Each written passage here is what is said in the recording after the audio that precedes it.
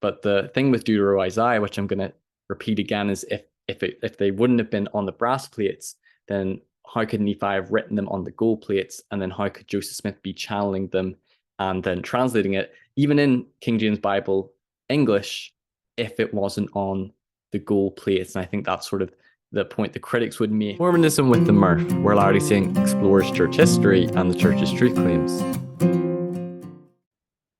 Hello everyone, welcome back to my channel. We're continuing our series on the Book of Mormon. In the last episode, we had a look at the long ending of Mark, which scholars would say aren't in the two earliest manuscripts that we have of the Gospel of Mark, and that verses 9 to 20 were a late addition. And we looked at how some of the verses that are in the long ending of Mark make their way into the Book of Mormon when Jesus is speaking to the Nephites. We had a look at some of the evidence maybe to support in some early Christian documents for the long ending of Mark being authentic. We had a look at some of the critics' sort of conclusions and apologetic responses. So go back and watch that one. In this video, we're going to be looking at deutero-Isaiah, which is probably one of the biggest issues for scholars and for believers in the Book of Mormon. I am by no means a Bible scholar, nor am I an expert, so I want to give that disclaimer that if you want to dive deeper, go to the scholars, go to the... I'm going to try to do my best to present basically what scholars have to say surrounding deutero-Isaiah, what the critical conclusions are on this, and the implications on the historicity of the Book of Mormon, and some of the apologetic responses as well. And I'm going to try to do my best, but do your own research, dive in deeper into this topic, for I am not an expert. But I do have some slides prepared. So simply what deutero-Isaiah is that biblical scholars believe that chapters 1 to 39 were written by the prophet Isaiah. I think there's even some dispute about certain chapters in there if you want to go even deeper. Chapters 40 to 55 is by a second author, deutero-Isaiah, and chapters 55 to 66 are believed to be treuto-Isaiah, and there could even be more than one author, and that's where the consensus of Bible scholars. But in the Book of Mormon, chapters, I believe it's 48 to 52 and 53, which would be by this deutero-Isaiah author, make their way into the Book of Mormon. The problem being is that scholars believe that the deutero-Isaiah chapters weren't written until after the Babylonian captivity, and Lehi and his family left with the brass plates around 600 BC, and so they wouldn't have been on the brass plates. Ergo, the Book of Mormon shouldn't be quoting deutero-Isaiah passages, and this is clear that Joseph Smith is the author. This is an anachronism, and this sort of disproves the historicity of the Book of Mormon. So there is a lot at stake in this. Deutero-Isaiah. The deutero-Isaiah theory, this comes from Fair, claims that parts of Isaiah were written later than others. Specifically, this theory claims that there were three individual authors whose works were later compiled together under the name of the first author, the real Isaiah. So this is kind of known as like pseudepigrapha, when you are doing a scriptural writing, but you're attributing it to another author or a prophet, but it's not actually the words of that prophet. The problem this presents for LDS is one of authorship dating. According to this theory, Proto-Isaiah was written about the time traditionally ascribed to the book, namely ca 700 BC. Deutero-Isaiah, which just means second Isaiah, was allegedly written around 545 BC, and treuto-Isaiah, the third Isaiah, around 500 BC. The big problem, of course, is that the brass plates of Laban quote from sections of Isaiah that this theory ascribes to deutero-Isaiah. So how could the Nephites have these writings if they weren't written until after they left Jerusalem? So Fair are acknowledging sort of like what deutero-Isaiah is and the theories for the authorship of the Book of Isaiah. We're going to be diving in a little bit deeper to the scholarship, but they're presenting basically this is the scholarly issue of the authorship of Isaiah, and that the Book of Mormon quotes passages from deutero-Isaiah that wouldn't have been on the brass plates when Lehi left with his family from Jerusalem. This comes from Mormon Stories. They say the majority of biblical scholars divide the Book of Isaiah into multiple authorship. Scholars suggest Isaiah himself likely only authored the first 39 chapters, and that the Book of Isaiah did not exist in its current form until 515 BCE. Such chronology seriously challenges Nephi's use of Isaiah in the Book of Mormon, as it depends upon the sole authorship of Isaiah before 600 BCE. The later authors would have been writing in 550 to 539 BCE, a half century after Lehi departed from Jerusalem with his brass plates. So essentially, the deutero-Isaiah chapters wouldn't have been on the brass plates. Joseph Smith wouldn't have known this because he would have assumed that the prophets and Isaiah wrote the whole book of Isaiah, believing they would have been on the brass plates. But if they weren't on the brass plates, then critics would say, well, this shows that it's Joseph Smith just quoting chapters of Isaiah, and this calls into question Book of Mormon historicity. So this is Dr. David Bockfoy, who is, I know, a Bible scholar, and he has to say on deutero-Isaiah. He says, one of the most insightful perspectives held by mainstream biblical scholars involves the historical development of the book of Isaiah. Since the 20th century, all mainstream scholars have held the position that chapters 40 to 66 were written after the Jewish exile into Babylon. Scholars typically identify the exilic material in 40 to 55 by the title deutero-Isaiah, and the post-exilic material in 56 to 66 by the title deutero-Isaiah, though these works may have been written by multiple authors. This means, of course, that the second half of the book of Isaiah was not written by the historical Isaiah, a prophet who lived in Jerusalem during the 8th century BCE. For Latter-day Saints, this presents a direct challenge for traditionally held paradigms concerning the Book of Mormon, since some of this material is not only attributed to Isaiah, it has had a significant impact upon the Book of Mormon. If mainstream scholars are correct, then this material would not have been available to Lehi's family as something they could have taken with them to America. And this is from LDS Discussions. The chapters which are quoted from deutero-Isaiah in the Book of Mormon, 1 Nephi 20 quotes Isaiah 48, 1 Nephi 21, Isaiah 49, 2 Nephi 7, Isaiah 50, 2 Nephi 8, Isaiah 51, 2 Nephi 12, Isaiah 2. All those aren't actually in deutero-Isaiah, and Mosiah 14, Isaiah 53, and 3 Nephi 17 quotes Isaiah 52. And I think also in Moroni 10, there's an allusion to scripture that's like, awake and arise from the dust, and that's a deutero-Isaiah passage. So if you accept the Book of Mormon is true, there is no deutero-Isaiah problem. This comes from Fair. However, I feel that the Book of Mormon can not only withstand the challenge, but the issue can actually be used to illuminate the nature of Isaiah and shed light on why this is such a profound book. When the deutero-Isaiah theory first became current, there was a lot of emphasis on the difference in vocabulary and word patterns between the various parts of Isaiah. And we're going to dive into why scholars believe that there is a separate author for chapters, 40 to 55 in the book of Isaiah, and why they believe this was after the exile, after the Babylonian captivity. So I do have some issues with this apologetic response. Like, obviously, if the Book of Mormon is true, then this isn't a problem.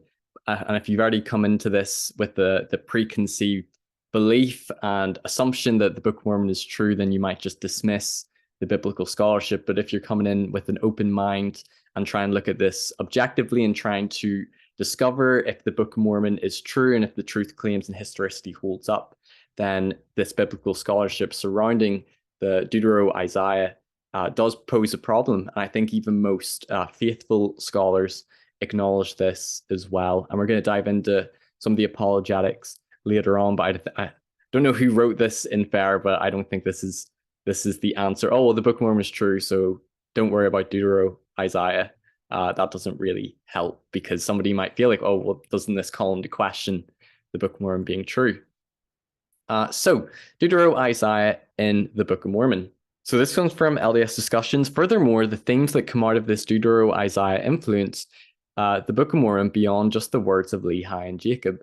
The following verses from 2 Nephi 8, 24 to 25 are copied from the King James Version of Isaiah 52, verses 1 to 2, which is identified in the deutero-Isaiah chapters. It says, "Awake, awake, put on thy strength, O Zion, put on thy beautiful garments, O Jerusalem, the holy city, for henceforth there shall be no more come into thee the uncircumcised and the unclean. Shake thyself from the dust, arise, sit down, O Jerusalem, loose thyself from the bands of thy neck, O captive daughter of Zion." This material is not limited to just 2nd Nephi either, as much of Isaiah chapter 52 is spoken by Jesus Christ in 3rd Nephi, as well as Isaiah 52:24, being cited in Moroni 10:31. So it's a theme throughout the Book of Mormon, and I remember that David Bockvoy talks about this passage from deutero-Isaiah is quoted multiple times throughout the Book of Mormon. If this material was not composed prior to Lehi leaving, it presents another instance where the author of the Book of Mormon is using material that anachronistic to the Book of Mormon narrative, which dates the Book of Mormon not as an ancient text, but a 19th century book, written by someone with access to the King James Bible. Because we've explored in other videos, when you look at the Sermon on the Mount, or even New Testament passages, which would be anachronistic, you could argue that it's Joseph Smith translating the characters on the gold plates into 19th century King James Bible English. But it's harder to argue even a loose translation translating these deutero-Isaiah passages if they wouldn't have been on the gold plates or on the brass plates. You could always say that maybe revelation was given to Nephi concerning it, but that does require a bit of sort of stretching. So this does present a problem to the Book of Mormon narrative, and they would say, well, Joseph Smith just wasn't aware of this biblical scholarship in his day. He would have just assumed there is one author of the Book of Isaiah, and that's why these deutero-Isaiah passages made their way in, but this is a problem for the Book of Mormon historicity.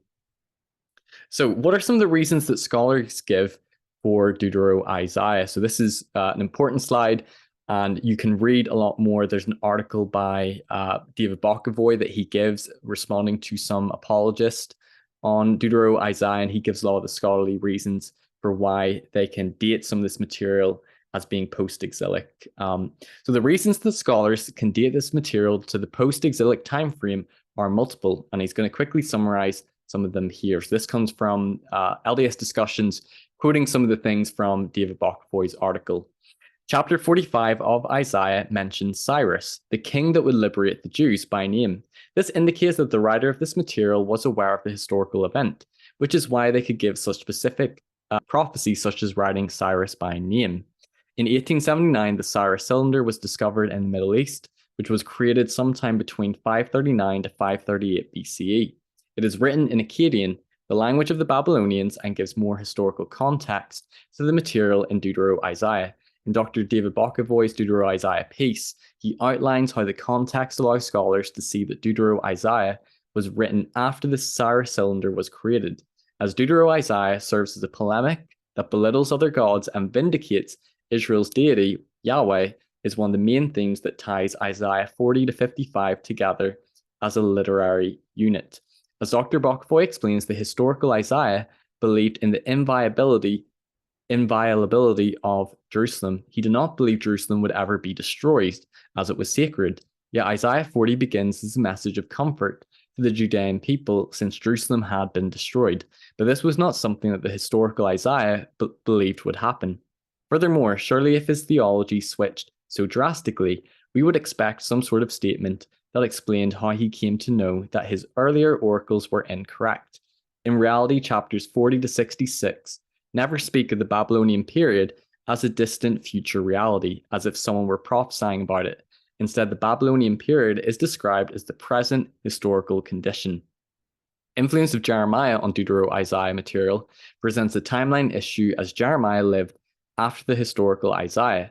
This is an anachronism that allows scholars to date the deutero-Isaiah material, as the author was aware of Jeremiah's teachings, and the writings of Jeremiah make clear that Jeremiah did not know of the events in deutero-Isaiah. So they're saying that Jeremiah wasn't aware of these deutero-Isaiah teachings and words, but deutero-Isaiah had availability and access to Jeremiah, which wouldn't make sense if the whole book of Isaiah was written before Jeremiah, but would if deutero-Isaiah was written after the book of Jeremiah. The use of Aramaic language begins in the deutero-Isaiah chapters, whereas it is absent in the first 30 chapters. From Dr. Bockvoy, unlike what we find in the first half of the book of Isaiah, Aramaic has heavily influenced the language in Isaiah 40 to 66. Not only does this fact provide compelling proof that the material in 40 to 66 was written by other authors, it shows that these authors were living in a time when Jews were speaking Aramaic. So I believe they weren't speaking Aramaic until after the Babylonian captivity. I may be wrong on that, but that's another reason why biblical scholars believe that this is written by a separate Isaiah author after the exile because of the Aramaic language. Similar to the use of Aramaic, the deutero-Isaiah material is written in a form of Hebrew that dates to the post-exilic times. From Dr. Bokovoy, unlike what we encounter in the historical oracles of Isaiah, the material in Isaiah 40-66 contains many examples of Hebrew words and phrases that appear solely in the exilic and post-exilic periods.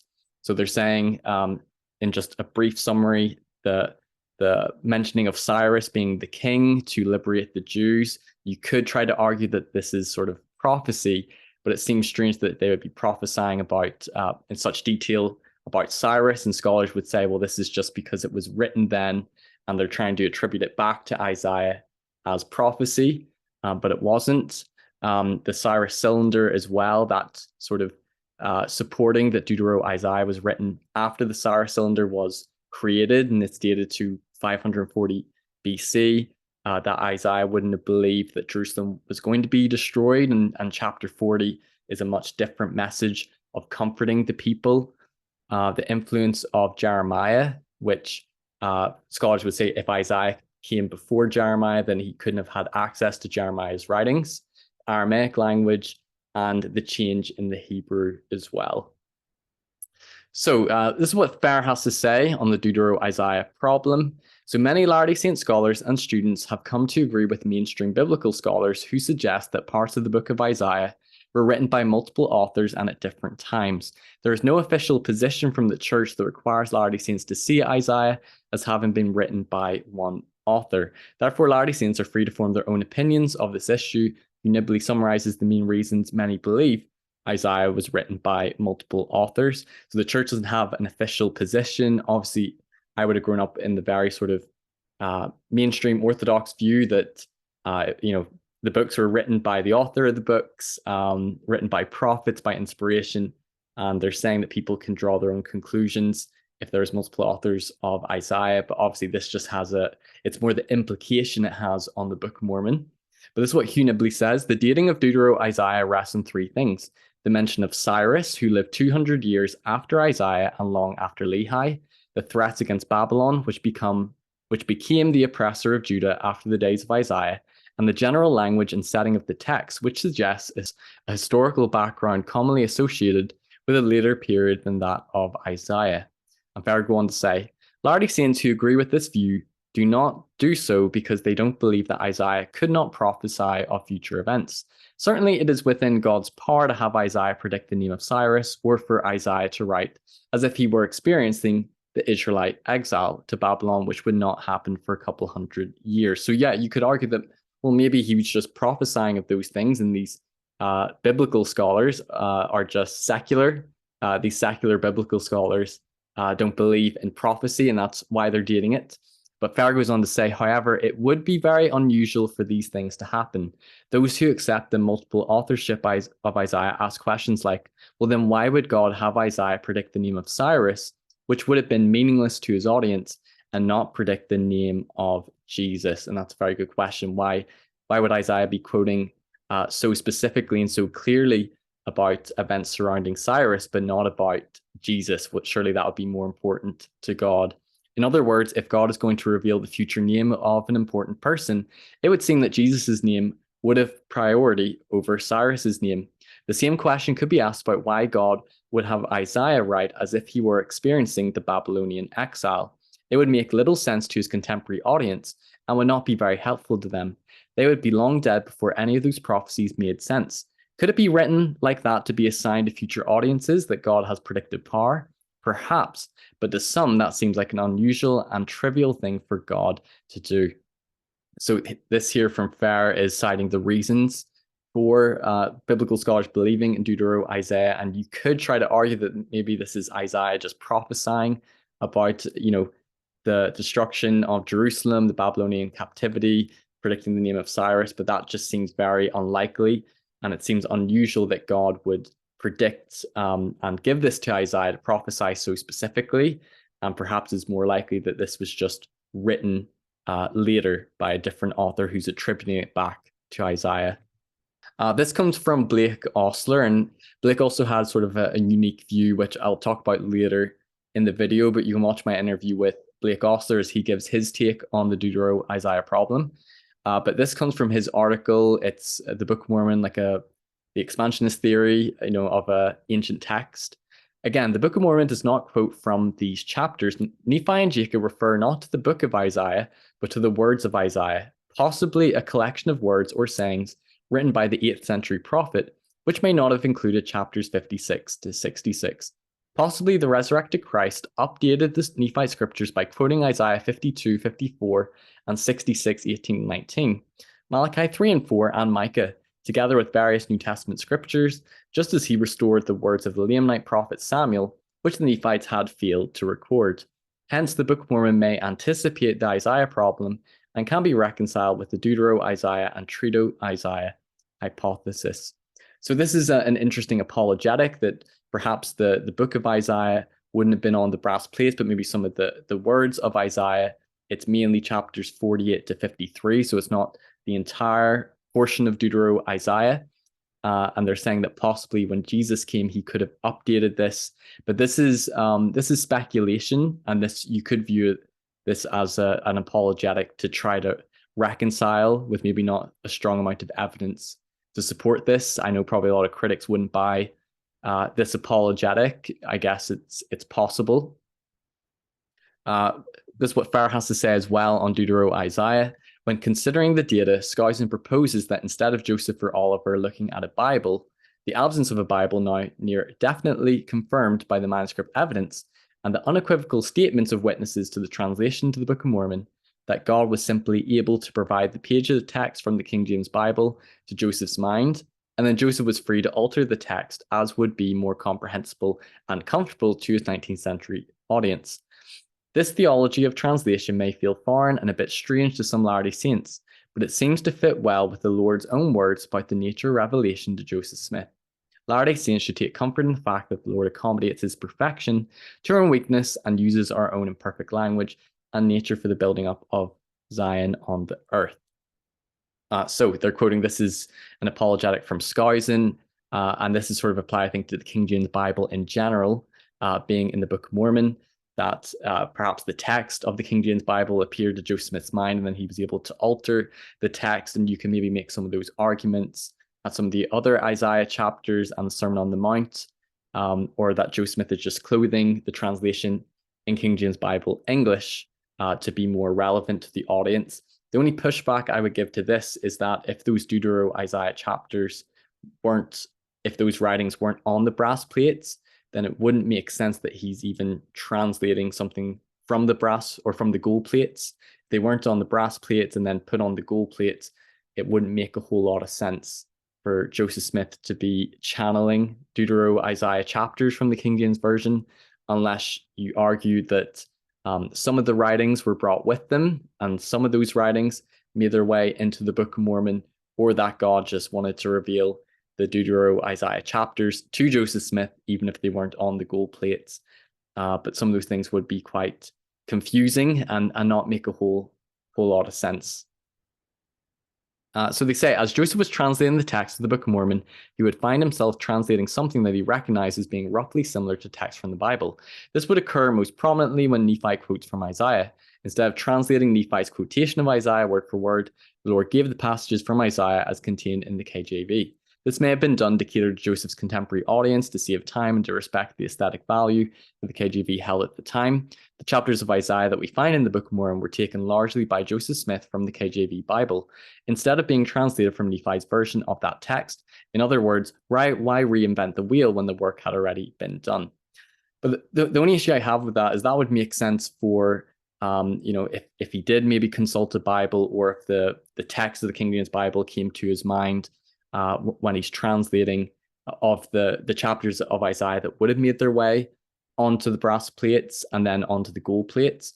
But the thing with deutero-Isaiah, which I'm going to repeat again, is if they wouldn't have been on the brass plates, then how could Nephi have written them on the gold plates? And then how could Joseph Smith be channeling them and then translating it? Even in King James Bible English, if it wasn't on the gold plates. And I think that's sort of the point the critics would make. We will look at some apologetics for the possibility that the writings could have made their way onto the brass plates and brought with them to the Americas.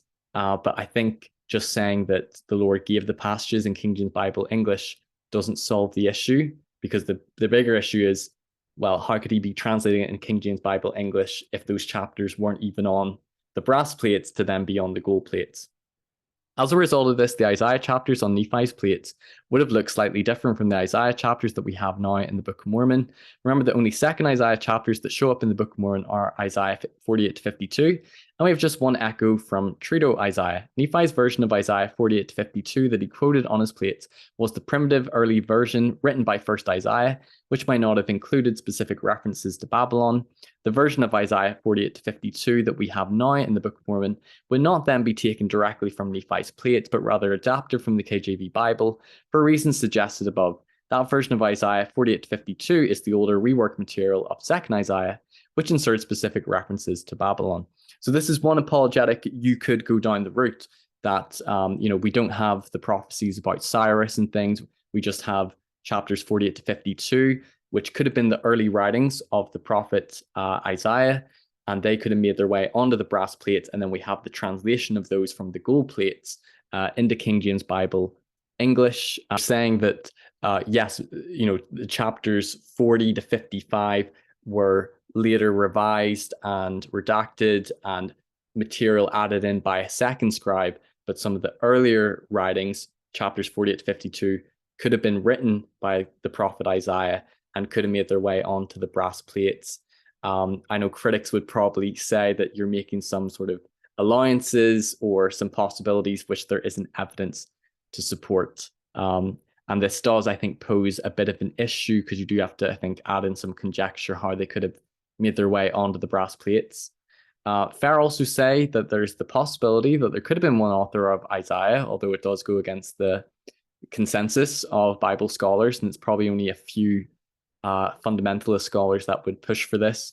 But literary arguments for dating a text are often highly subjective and most prone to disagreement. Many scholars use narrative criticism to establish the dating of a text. It's one of the trickiest ways to date a text, and several scholars have pointed out the fallacies of doing so. This is significant. We have no manuscript evidence that would establish that there were multiple authors. The earliest manuscript of the text has been dated using both radiocarbon dating and paleographic and scribal dating, giving collaborated date ranges between 356 to 103 BC. So they're saying that we don't have proof or evidence from manuscripts to prove there are multiple authors. But again, we looked at the reasons that David Bockavoy outlined for why Bible scholars believe that the chapters 40 to 55 were written by a second Isaiah author after the exile, which would have been after Lehi and his family would have left with the brass plates. So critics' response to Fair, this comes from LDS discussions. It is understandable why Fair is creating the scenario, but it's one that goes against both history and a key reason for needing the Book of Mormon in the first place. Fair wants you to believe that Joseph Smith noticed that Isaiah was being quoted by Nephi and switched over to the Bible to copy it to save time. This means that although Joseph Smith made comments about how the Bible had been improperly translated over time, he decided to use it when he could to save time. That makes no sense. If the Book of Mormon is the most correct book on earth, why is 10 to 20% of it copied from a version of the Bible, translated in 1611, containing errors, italicized words, and late additions? And this probably goes back to our King James Bible episodes, but apologists could argue that that is the religious language of the time. Joseph Smith is translating it to a 19th century audience, people who would have been familiar with King James Bible English. And as a translator, he's having translated it into his own vocabulary. And there is even that verse in the Doctrine and Covenants where Joseph says that he could have rendered a plainer translation, but it's sort of sufficient. And perhaps God viewed this is sufficient enough. But I can understand the point he's making, why would Joseph just copy from the King James Bible? Or why would it be revealed in King James Bible in his mind or on the stone? And why not sort of a pure translation that didn't bring forth in errors or italicized words? And he says this theory, as they admit, relies on the loose translation theory, which is a popular theory of apologists when they need to explain away Joseph Smith's errors in translation. Nowhere in church history is the loose translation validated, and was a theory only born out of necessity. And when we did the video on the tight versus loose translation, it is I think the consensus of the witnesses that they believed it was a tight word for word translation coming from the stone, and that they couldn't move on until it was written down correctly. I think the manuscript evidence would clearly show that there were some spelling errors, grammar errors. There's even been some changes to the text, and we'll do a video on that in subsequent editions. So I think the tight word for word translation theory doesn't really hold up unless you want to believe that God revealed the errors. But I can understand to him why the loose translation seems like it's a theory just to try to make sense of all these issues. It would require literal gold plates to have been used to explain how Joseph Smith could switch between source materials, because otherwise, how else would he know with a stone and hat where to pick back up? If you're seeing a translation with a seer stone, how is reading those words slower than reading the King James Bible to a scribe? It just does not add up when you take a step back and think about how Farr is arguing here. And I can understand that. Like, why would he consult a Bible if the translation could just appear on the stone? And some scholars think he must have consulted a Bible. Others think that perhaps the words appeared on the stone, or by inspiration in his mind. You know, Skousen talked about like the text appearing in his mind, the text from the King James Bible by inspiration, and then he was able to alter it. But it is more problematic when it comes to the deutero-Isaiah chapter specifically. Last Ferris goes back to assume that the plates actually had the primitive writings on them, but that Joseph Smith only missed including that original important material because he was copying from the King James Bible. This implies that Joseph Smith was lazy in his translation efforts and either didn't notice the differences, which again goes against the translation method as described in church history, where they noticed difference or noticed the difference, but didn't think the effort of properly translating ancient material was worth the effort. And yeah, you kind of wonder why he would go from the stone and translating directly from the gold plates to the King James Bible. And none of the witnesses say he consulted a Bible, but critics say, well, he must have, because there's so much of the King James Bible in there. To put this another way, this scenario implies that God went through such great lengths, not just to have Laban killed to get the brass plates, but to preserve the gold plates for over 1,000 years, with special interpreters only to allow the person chosen to restore the text to use the translation of the Bible that contains mistranslations, errors, late additions for convenience. I'm just going to skip to the next slide, because I think we're getting his point here that it wouldn't make much sense that Joseph would consult a King James Bible if the translation would have appeared word for word on the stone. So Farr has to say, and so this is wait upon the Lord and don't stress. Thus, depending on what environmental conditions obtained upon deposition, the papyri or scrolls upon which the text of Isaiah that we would need to make a fully informed decision on authorship may be lost. But even in good taphonomic conditions, it may be years before such a document might be uncovered. Consider that one archaeological excavation took some 30 years to uncover a Philistine cemetery in southern Israel. These processes take time, and we shouldn't expect everything to come to us so easy. We should remain patient on the Lord and know that sometimes we may never find remains of what we're looking for. But this argument against the Book of Mormon is an argument from silence, is the most damning point against it, and one that should provide all of us pause when evaluating how problematic it really is for our faith. In light of foregoing analysis, perhaps we shouldn't stress so much. I do find issue with this apologetic because I think just saying to people, oh, just remain patient, trust in the Lord, don't stress too much about it. Maybe evidence will come out further to support there being, the one Isaiah author. But this isn't really responding or tackling the evidence that Bible scholars use to support that deutero-Isaiah is a separate author. Those later chapters were written after the Babylonian captivity, after when Lehi and his family would have left with the brass plates.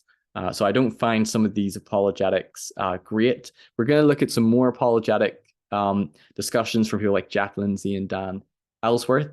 So this comes from jefflindsay.com, and he says the unity of Isaiah was apparently not questioned by the Qumran community in 200 BC, nor by New Testament voices, Christ included, who quote from the latter portions of Isaiah as the writings of Isaiah and not a later author. A discussion of the issues for the Book of Mormon students is provided by John Welch in Isaiah and the Book of Mormon, concluding that portions of Isaiah quoted were probably on the brass plates and most likely authored by Isaiah, Welch observes that there are reasonable grounds for accepting the unity of the version of Isaiah on the brass plates, though it may not have included the full book as we know it today. And that's another apologetic argument, that you could argue that maybe some of the words of Isaiah, remember it's just chapters 48 to 53, could have made their way onto the brass plates and were written, but then it was later reworked and redacted by a scribe later, adding all the Cyrus prophecies and such, and that could have brought its way into the Book of Mormon. Dan Ellsworth, his conclusion is, I don't see any reason to believe that any of the Book of Mormon Isaiah material is post-exilic. I can't take the critical scholarly view at face value because I reject the assumptions that require late dating of that material. If those Isaiah passages were written in late biblical Hebrew or had some other compelling reason for late dating, I might chalk their Book of Mormon presence up to some brilliant midrash on the part of Joseph Smith or some similar explanation, but I simply don't see a need to. To get more specific, I firmly believe that Isaiah 53 is a response to a vision of the life and mission of Jesus Christ. I am comfortable with the idea that Isaiah saw Jesus' day. And of course, I'm going to be comfortable with the idea that Isaiah saw the return from exile and could speak to it in his prophetic capacity. I'm open to rethinking my interpretations of those passages in the face of some compelling textual or other evidence, but I don't see it. Most things that I have seen presented as critical scholarly evidences do fall apart shockingly easily under scrutiny, and that scrutiny is from other critical scholars. So Dan Ellsworth, he's done a lot of work on biblical scholarship. He would know a lot more than I do, although he would be going against the consensus. And he says that he doesn't find the scholarly reasons for the deutero-Isaiah chapters being a separate author after the Babylonian captivity compelling. If that were the case, then you could say that Joseph Smith is just doing midrash, or that he's sort of a co-author, and that could be the reason why. But this does go against the scholarly consensus, and he would probably hold to that he believes that the author of Isaiah could prophesy of those future things, the return from exile, and also of Jesus. Dan, he's got an interpreter article, and I'll cite that about the Isaiah authorship from an LDS perspective. And I just took some bullet points from this, so read through the full article, but some things that I took away from it. Some of his views would be that he refutes the notion of absolute originality in scriptural authorship, and the Book of Mormon itself presents examples of prophetic language borrowed from other prophetic language. So the New Testament is scattered throughout the Book of Mormon, so that could be an explanation for just prophetic language being borrowed from Isaiah, but you would probably have to lean more towards this being Joseph Smith doing midrash or being more of a co-author. As a believer, I cannot reject the outright possibility that God revealed similar language to these two prophets.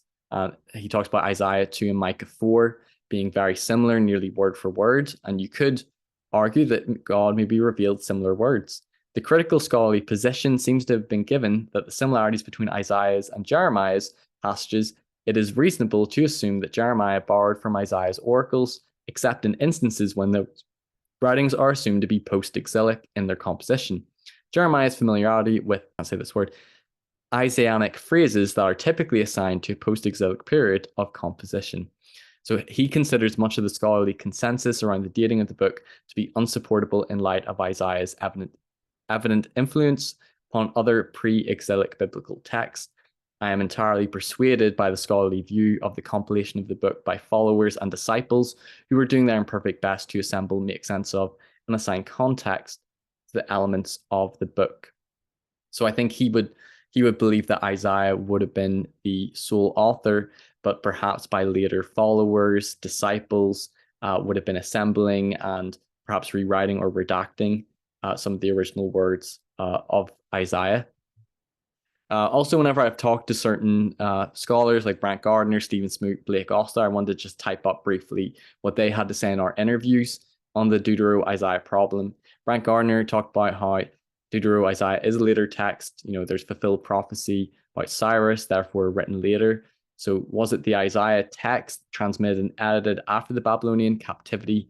And then was it like retrofitted back those prophecies? And could there have been like a pre-edited version on the brass plates? Stephen Smoot acknowledged that this is sort of a big problem, and that the scholarship for deutero-Isaiah is like good and reasonable and persuasive. And I think we looked at some of those reasons from Dr. David Bokovoy. that the Isaiah unity is kind of problematic, that ancient authors were deliberate in the passages chosen that were in the Book of Mormon, and only some deutero-Isaiah passages were preserved on the brass plates. Nephi had some specific chapters, but not all of deutero-Isaiah, so you don't have to argue for all of deutero-Isaiah being on the brass plates, just the specific chapters. So there's a plausible window of deutero-Isaiah passages making their way onto the brass plates. The Cyrus prophecy isn't in those chapters. Again, this theory does go against the consensus, and it is a bit of an issue. Blake Oster's view, which it's kind of unique. I might try to do a little bit more research and look at some of the articles he has on it. But temple singers, he believes, were writing what is attributed to Isaiah in those deutero-Isaiah passages, but they're part of the temple songs. The temple cultists pass these things down. And what is in 2nd Isaiah is also in Jeremiah, Ezekiel, and Psalms. So these later books had to be dependent upon it. So he thinks that there would have been, these chapters would have been the words of Isaiah, but that these probably followers, the temple singers would have then later written it down, and that there's also a dependence in Jeremiah, Ezekiel, and Psalms to some of the things which are in 2nd Isaiah. This is what Dr. David Bockfoy's conclusion is on deutero-Isaiah, and this article comes from Rational Faith, which I'll link in the description. He says there are several compelling reasons for why Isaiah 40-66 is not a prophecy given by the historical Isaiah. 1, deutero-Isaiah provides a polemical response to the Cyrus cylinder. 2, Isaiah believed in the inviolability of Jerusalem, and the authors of 40-66 present a message of comfort to the Judean exiles that directly counter Isaiah's theological conviction. The authors of 40-55 know Jeremiah, but Jeremiah does not know these prophecies. The authors of 40-66 knew exilic and post-exilic material, including Lamentations. Deutero-Isaiah shows signs of Aramaic influence. Deutero-Isaiah shows signs of post-exilic Hebrew. Any one of these issues would be enough to convince biblical scholars that Isaiah 40-66 is post-exilic, so after the exile into Babylon. After the Isaiah 40-66 is post-exilic material added to Isaiah proper. All of them together provide undeniable evidence for the scholarly consensus. So what is a believing Latter-day Saint to do? Is there an effective apologetic approach given the weight of this evidence? I believe there is, maybe are. I believe that an effective apologetic argument would state, I do not know why there is post-exilic material in the Book of Mormon, but I do know that I feel connected to God through the book. I therefore believe, even though I do not have an answer. Another way of approaching this topic would be for Latter-day Saints to recognize that the Book of Mormon is a revelatory work that comes to us through Joseph Smith. The prophet didn't sit down and work his way through ancient script line upon line. Shouldn't Latter-day Saints therefore expect that the work would contain inspired prophetic midrashic use of material known to Joseph Smith, including the material in Isaiah 40-66? And you could go that route if you still want to believe the Book of Mormon's true, that it's inspired, that Joseph Smith is channeling revelation, and as a co-author that he is channeling the inspiration of these deutero-Isaiah passages, but they wouldn't have been on the brass plates. Or you could allow room that they possibly could have been on the brass plates, these words. I think for me, I would have a very hard time going the midrash co-author route. As a believer, for me, I think they would have to be on the brass plates and had to be in the Americas for me to still believe in the Book of Mormon. So it is kind of an issue. The critic's conclusion on deutero-Isaiah. This is from LDS Discussions. So what this argument attempts to do is give plausibility that the text of deutero-Isaiah was originated earlier, but changed as prophecies were fulfilled. But the more obvious answer is that the author of deutero-Isaiah is writing in his own time with the knowledge of events happening around him. It is similar to how the Book of Mormon prophecies of both the arrival of Columbus and the founding of America, but is noticeably vague on prophecies that go beyond the years it was produced. And we'll talk more about Book of Mormon prophecies, but yeah, you could make that argument that there's very specific prophecies made about Cyrus and, returning from exile, and this sort of shows that it was written at that time and not prophesied of the author, the prophet Isaiah. I also want to make note of the use of several non-LDS scholars in Ferris' write-up, because as we noted in the long ending of Mark, this is a common apologetic to ignore the consensus by cherry-picking the few scholars who agree with the church's foundational truth claims. You can find several scholars who will agree with you on anything, but Occam's razor would tell us that if you have to ignore the consensus on issue after issue, it's because your truth claims are not holding up the evidence. And he's raising a good point, because there are, some scholars that would go against the consensus and still hold to the unity of one Isaiah author. I think they might be probably influenced by fundamentalist views, or maybe some Book of Mormon scholars because of the implication, or Latter-day Saint scholars because of the implication it might have on the Book of Mormon. I think there is that small window that perhaps some of the words of Isaiah could have made their way into the brass plate, but I don't have evidence to support that. But let's go on. He goes on to say, chapters 40 to 55 of Isaiah are believed to have been written by deutero-Isaiah and would have been written after Lehi left with the plates. This means that nothing from these chapters should be in the Book of Mormon. Yet Isaiah 52 is not only quoted in the Book of Mormon, but its theme is revisited multiple times throughout. Again, this material should not be in the Book of Mormon if it is the ancient text that it claims to be. The problem here is that the author of the Book of Mormon was not aware of there being multiple Isaiah authors, which caused him to leave his fingerprints on the text.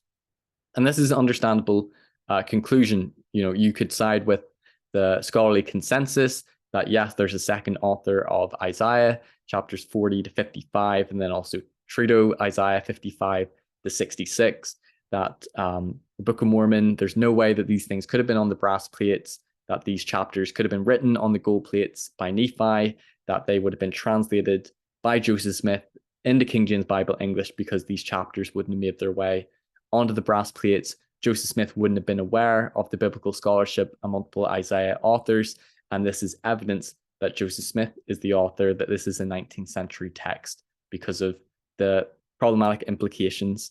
And that is definitely, I think, an understandable conclusion, and maybe the right conclusion.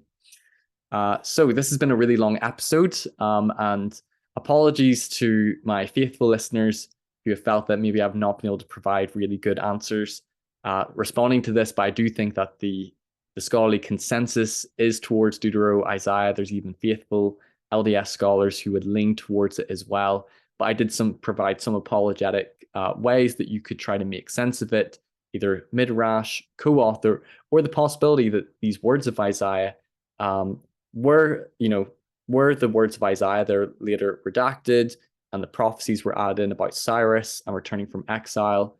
But you could still believe that these words could have made their way onto the brass plates, and that's where Nephi is quoting from, because they're not quoting all the chapters in deutero-Isaiah. But here's the conclusion. Biblical scholars believe that there are multiple authors of Isaiah, chapters 40 to 55, deutero-Isaiah, and deutero-Isaiah 55 to 66.